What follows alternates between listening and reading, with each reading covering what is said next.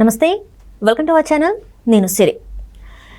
మనం చూసినట్టయితే జగన్మోహన్ రెడ్డి గారు ఢిల్లీలో అయితే ధర్నా చేయడం జరిగింది. ఆ తర్వాత కొంతమంది నేతలు అంటే మోదీ గారిని కావచ్చు, ఇంకొంతమంది నేతల్ని కావచ్చు, తన అపాయింట్మెంట్ కోరడం జరిగింది. అయితే అక్కడ తనకి పరాభవం ఎదురైంది. అంటే సొంత పార్టీ నేతల ముందు, ఇంకా ఇతర పార్టీ నేతల ముందు తనకు ఒక పరాభవం అయితే ఎదురైందని చెప్పేసి వార్తలు వస్తున్నాయి. ఇంతకు అసలు అక్కడ ఏం జరిగింది ఏంటి అనేది మనకి వివరించడానికి మనతో పాటు ఉన్నారు ప్రముఖ సీనియర్ జర్నలిస్ట్ జగదేవ్ గారు.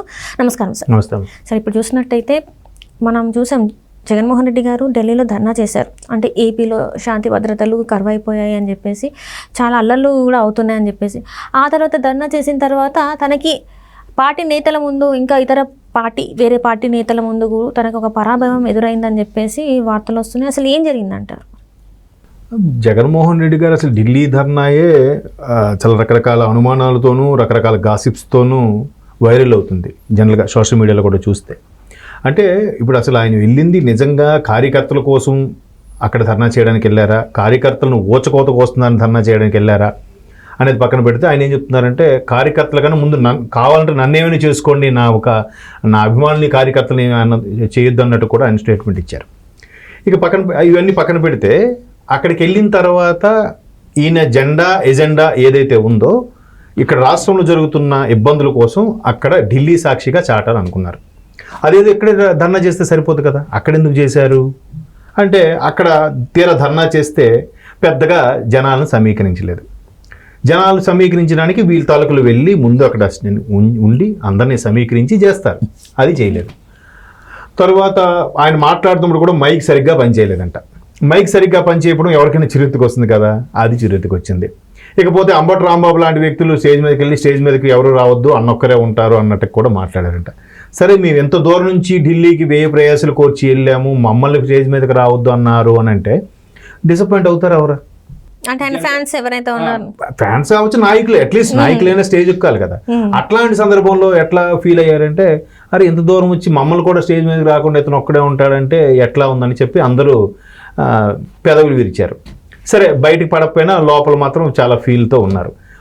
ఇదిలా ఉంటే ఈ ఇండియా కూటమికి సంబంధించిన నాయకులు, ఎంపీలు ఒక్కొక్కరుగా వచ్చి కలిసి మద్దతు తెలిపి వెళ్ళారు. సో ఇండియా కూటమి వాళ్ళు ఎందుకు వచ్చారు అని అంటే, ఇండియా కూటమిలోకి ఈయన వెళ్ళబోతున్నారా అనే ఇది కూడా ఇక్కడ చాలామందికి అనుమానాలు రేకెత్తిస్తుంది. ఒకటి, రాహుల్ గాంధీతో సయోధ్య కుదర్చడానికో, లేదా ఇండియా కూటమిలోకి ఎంటర్ అయితే రేపు పొద్దున్న బయట నుంచైనా కాంగ్రెస్కి మద్దతు ఇచ్చేలాగా, లేదంటే విలీనం కాకుండా బయట నుంచి ఉంచే మద్దతా, లేదంటే ఇండియా కూటమిలో ఒక స్థానం సంపాదించుకుంటారా అనే విధంగా ఉంది. దానికి అఖిలేష్ యాదవ్ గారు కూడా మంత్రాలు జరుపుతున్నారన్నట్టుగా వార్తలు వస్తున్నాయి. ఇదిలా ఉంటే అసలు రాష్ట్రపతి ముర్ముకి కలిసి వినతిపత్రం సమర్పిద్దామన్నా, లేదంటే ఈ ఎన్డీఏ కూటమిలో ఉండే మెయిన్ వ్యక్తులు కలుద్దామన్నా, లేదంటే ప్రధాని మోడీ గారిని కలుద్దామన్నా కూడా వాళ్ళకి చొక్కెదురైంది. అంటే అపాయింట్మెంట్ ఎక్కడ దొరకలేదు. సరే, మోదీ గారు ప్రధానమంత్రి కాబట్టి బిజీ షెడ్యూల్ దొరకకపోయి ఉండొచ్చు. మిగతా మంత్రులు, కేంద్ర మంత్రులు కూడా కొంచెం బిజీ అయిపోవడం వల్ల, వేరే ఇతర కారణాల వల్ల ఈయనకి అపాయింట్మెంట్ ఇవ్వలేదు. సో అదొక రకమైన కొంచెం అవమానంగా ఫీల్ అవుతారు కదా. ఇంత దూరం నుంచి వెళ్ళాము, కొన్ని కలుద్దాము, కనీసం ఏంటి చర్చలు చర్చించడానికైనా, లేదంటే పార్టీ పరిస్థితి గురించి అయినా, లేదంటే ఫర్దర్గా తీసుకోవాల్సిన చర్యల గురించి అయినా, లేదా ఇతను రేపు పొద్దున ఎంపీగా వెళ్ళిపోతారు అనుకున్నట్టు కూడా వార్తలు వస్తున్నాయి కదా. అవినాష్ రెడ్డి గారితో రాజీనామా చేయించి ఎంపీగా వెళ్ళిపోయిన నేపథ్యంలో, సో సెంట్రల్కి మళ్ళీ ఆయన ఎంపీగా వెళ్తే అట్లీస్ట్ ఒక లాబింగ్ చేసుకోవడానికైనా, కొంతమంది పెద్దల్ని కలిసి మాట్లాడుకోవడానికైనా ఇతను ఇప్పటి నుంచే గ్రౌండ్ వర్క్ చేసుకుంటే కదా అప్పుడు ఆయనకి కలవడానికి అపాయింట్మెంట్ ఇస్తారు, లేదంటే ర్యాపో మెయింటైన్ అవుతుందని ఈయన కలవడానికి ప్రయత్నించారన్నట్టు కూడా వార్తలు వస్తున్నాయి. మొత్తం మీద ఇవన్నీ ప్రకారం చూస్తే ఆయనకి అపాయింట్మెంట్ అలువు సరిగ్గా ఇవ్వలేదు. అలాగే ఇండియా కూటమిలోంచి కూడా కొంతమందే వచ్చి పలకరించేసి మద్దతుగా ఇచ్చెళ్ళారు. అక్కడ ఎక్కువ మంది జన సమీకరణ కూడా జరగలేదు ధర్నా సందర్భంగా. మొత్తం మీద ఒక 200 మంది ఉంటారు. 200 మందిలో కూడా పోలీసులు కానీ మీడియా వాళ్ళే సగం మంది ఉంటారు. మిగతా 100కి నుంచి వీళ్ళ తాలూకు వాళ్ళు ఎవరు ఉండదు. సరిగ్గా అరేంజ్మెంట్స్ కూడా వైసీపీ వాళ్ళు చేయలేకపోయారు.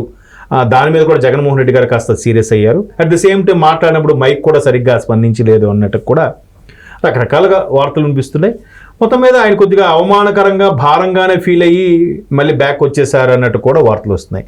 మరోవైపు నేషనల్ మీడియాకి మీడియా పాయింట్ దగ్గర మాట్లాడినప్పుడు కూడా వాళ్ళు కొన్ని ప్రశ్నలు వేశారంట. అవి జగన్మోహన్ రెడ్డి గారు దాటేశారు. తర్వాత ఫైనల్ గా ఒక మీడియా మిత్రుడు గట్టిగా అడిగేసరికి అది చెప్పకుండా అక్కడ నుంచి క్లోజ్ చేసి వెళ్ళిపోయారు అన్నట్టు కూడా నేను వార్తలో చూశాను. అంటే గత 5 ఏళ్ళలో చాలా జరిగాయి కదా, మరి దాని గురించి స్పందించలేదు. ఇక్కడ ప్రభుత్వం వచ్చి కూటమి ప్రభుత్వం వచ్చి 40 రోజులు కూడా అవ్వలేదు, 40 రోజులు 50 రోజులు అవుతుంది. మీరు ఇప్పుడే రాష్ట్రపతి పాలన పెట్టాలి, అందరినీ కలిసి వెళ్దామని అనుకుంటున్నారు, ఇది ఎంతవరకు కరెక్టు అన్నట్టుగా కూడా అడిగేసరికి మొహం చాటేశారు, మళ్ళీ వెనక్కి విజయవాడ వచ్చేసారు అన్నట్టుగానే ఉంది. అంటే ఇక్కడ చూస్తున్నట్టయితే ఇంకొకటి మెయిన్గా అందరి క్వశ్చన్ ఏంటంటే, వివేకానంద రెడ్డి గారి హత్య జరిగినప్పుడు ఎందుకు అక్కడ ఢిల్లీలో ధర్నా చేయలేదు అంటే కుటుంబంలో అంటే ఆయన ఏం చిన్న వ్యక్తి కాదు. గతంలో రాజశేఖర్ రెడ్డి అంటే ముఖ్యమంత్రి తమ్ముడు, ఇక్కడ చూస్తుంటే మాజీ ముఖ్యమంత్రి అంటే అప్పుడు బాబాయ్. సో ఇప్పుడు మరి ఎందుకు ధర్నా చేయలేదు, ఎందుకు మరి ఆ నిందితుడు ఎవరని సిబిఐని గట్టిగా ఫోర్స్ చేయలేదు, ఒత్తిడి చేయలేదు? సో ఇవన్నీ అడిగింది నేను లేకపోతే ప్రజలు కాదు, షర్మిలగాడు కూడా అడిగారు, సునీతగాడు. ఈ ప్రశ్నలకు మాత్రం ఎందుకు సమాధానం చెప్పలేకపోతున్నారు? ఎవరో రషీద్ కోసం అంటే ఆయన జరిగిన దాని గురించి వెళ్ళి అక్కడ ధర్నా చేస్తానని చెప్పేసి ఇతర పార్టీ నేతల్ని తీసుకొచ్చి మాట్లాడిన ఈ వ్యక్తి ఎందుకు సొంత బాబాయ్ హత్య జరిగితే ఇలాంటిది ఎందుకు ఒక 5% అయినా చేస్తే బాగుండేది కదా అని చెప్పేసి మాట్లాడుతున్నారు. మరి ఇందులో వాస్తవం ఉందంటారా? వాళ్ళు అడిగే ప్రశ్నలు కరెక్టే అంటారా? కరెక్టే కదా, ఎందుకంటే సామాన్య కార్యకర్త హత్య గావించబడ్డాడు లేదా నరికివేయబడ్డాడు అంటేనే ఢిల్లీకి తెగ వినిపించాలని ధర్నా చేసిన వ్యక్తి సొంత బాబాయ్ చనిపోతే పోనీ ధర్నా చేయొద్దు, దాన్ని కొలికి తీసుకురావచ్చు. ఇప్పుడు 5-6 సంవత్సరాల దగ్గరకు వస్తుంది, అయిపోయింది. ఇప్పుడు 2018లో జరిగింది, ఇది ఆల్రెడీ 24, మీరు అన్నట్టు 6 ఏళ్ళు అయిపోయింది. రేపు ఆగస్టు వస్తే ఆగస్టులో సెప్టెంబర్లో జరిగినట్టుంది మర్డరు. మీరు అన్నట్టు 6 ఏళ్ళు పూర్తి అయిపోతుంది. మరి ఎందుకు మాట్లాడలేదు? మరి ఇవన్నీ కూడా మంచి వ్యాలిడ్ పాయింట్స్ అనండి. వ్యాలిడ్ పాయింట్స్ అడిగినప్పుడు నిజం నిష్ఠూరులా ఉంటుంది కదా ఎవరికైనా సరే. నిజం మాట్లాడేసరికి ముఖం మీద అడిగితే ఎవరైనా మాకు అప్పుడు మాకు సంబంధం లేదే, దానికి ఇది లేదే అని చెప్తారు. ఇంకొంతమంది తెలివిగా తప్పించుకుంటారు.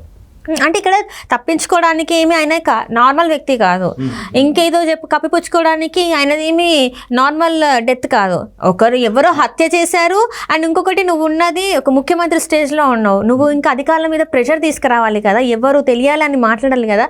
ఇన్ని సంవత్సరాలు మీరు జాప్యం చేస్తున్నారు అంటే దీని వెనకాల ఇంకేదో స్టోరీ ఉంది, అందుకే మీరు ఈ రోజు కూడా మాట్లాడట్లేదు, రైట్? అదే ఇప్పుడు వాళ్ళు సింపుల్గా ఏం మాట్లాడతారు, గత ప్రభుత్వ అరాచకాలు ఇవన్నీ చెప్తారు. మరి గడిచిన 5 ఏళ్లలో ఎంతమంది దళితులు చంపబడ్డారు, ఎంతమంది అమాయకులు చంపబడ్డారు. ఒక డాక్టర్ స్థాయి వ్యక్తులు కూడా ఎంత అమానుషంగా అవమానించబడి చంపబడ్డారు. ఈరోజు ఆ తల్లి ఎంత ఘోరంగా ఎంత బాధగా ఉందో అసలు ఎవరికైనా తెలుసా? అవేవి గుర్తులేవా వీరికి? సింపుల్గా ఇట్లా మాట్లాడేసి పోలీసుల మీద సీరియస్ అయిపోయి మేము మళ్ళీ మా రోజులు వస్తాయి, ఇప్పుడు అయిపోయి మీ అధికారులు ఉన్నారు, మీ అధికారం మీ చేతులు ఉందని మీరు రెచ్చిపోవద్దు, తర్వాత మాది కూడా వస్తుంది అని చెప్పేస్తున్నాడు సింపుల్గా ఆయన. అలా చెప్తుంటే ఇప్పుడు అనిత గారు కూడా ఏమన్నారు అసెంబ్లీ సాక్షిగా, మొగుడికి కొట్టి మొగసాట్లు అన్నట్టుంది.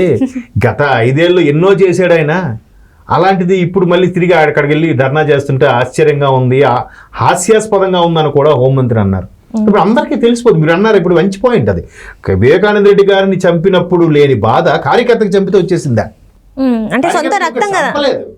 మరి ఇక్కడ మీరు అన్నట్టు సొంత రక్తము, అసలు ఆ కుటుంబం వైపు ఇలా కన్నెత్తి చూడాలంటే ఒక్కొక్కడికి పడుతుందే, అలాంటిది చంపేశారు కదా ఇంట్లోకి వెళ్ళి. మరి మరి దీని గురించి ధర్నా కాదు, ఇప్పుడు కనీసం దాని మీద చిత్తశుద్ధితో ఏది ఎవరు వాడి మీద శిక్ష ఇప్పించండి. సమ్ ఎక్స్ ఎవరైతారు ఇప్పుడు ఆరోపణలు ఎదుర్కొంటున్నారు కాదు, ఎందుకంటే వాళ్ళ అమాయకులు వాళ్ళ ఎంపీగా గెలిచారని కూడా అంటున్నారు. ఇప్పుడు కాదు, వేరే వాడు ఎవడో ఉంటాడు కదా, వాడికి వేయించండి శిక్ష. ఇదంతా కూడా జగన్మోహన్ రెడ్డి గారికి తెలిసే జరిగిందని చెప్పేసి కూడా కొన్ని వార్తలు. మరి అది మా అందరికీ తెలుసు కాబట్టే ఎవ్వరూ ఓపెన్ అవ్వక భయపడి సైలెంట్గా ఉన్నారు. ఎవరే కేసు పెడతారో, ఎవరి మీద ఏమి రుద్దుతారో భయంకి వాళ్ళంతా కూడా ఓటుతో వాళ్ళు సమాధానం చెప్పారు. అంతకు మించి మనం ఎక్కువ మాట్లాడుకోకూడదు. Right sir, right. Thank you so much. Thank you.